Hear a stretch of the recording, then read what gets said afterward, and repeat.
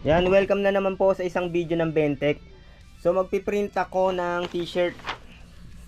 So DTF yung gagamitin ko.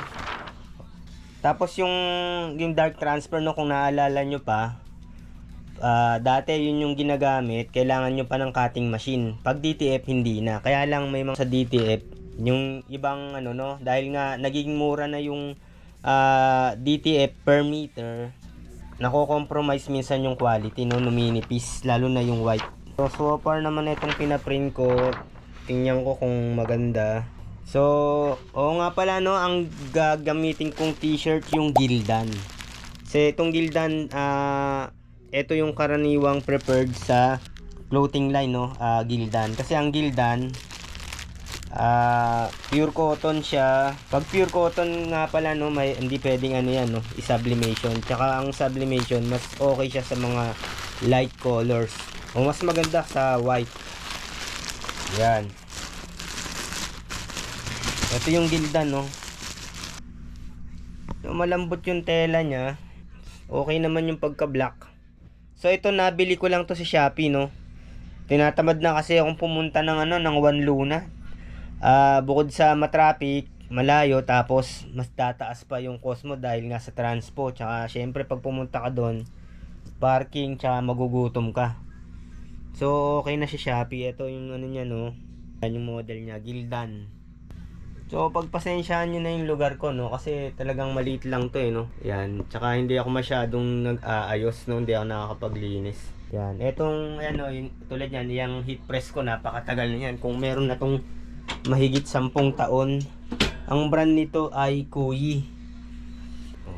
DTF, no, hindi na ano, no, hindi na dark transfer.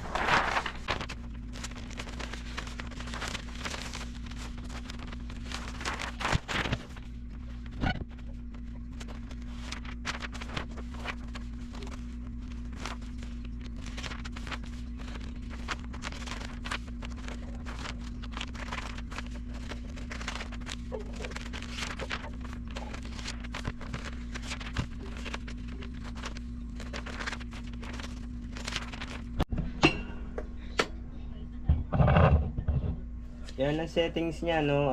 Yung time 16 seconds. Temperature niya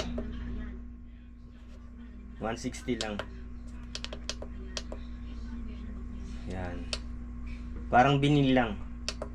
Tapos aantayin na ma-reach niya yung 160 bago i-press.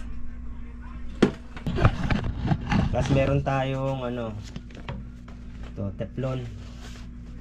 Yan. Bibili din sa Shopee nito pagka medyo numinipis na. Heat pad. Yan. So adjust lang yung higpit. Dito na-adjust yan, no? Marami ng bagong heat press ngayon, no, na mga magaganda.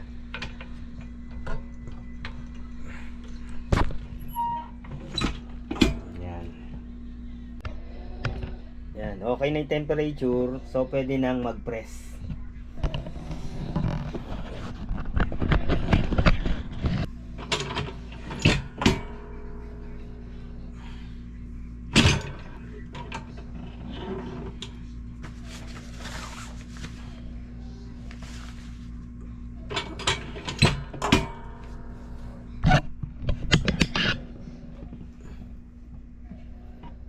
Antayin nyo yung time.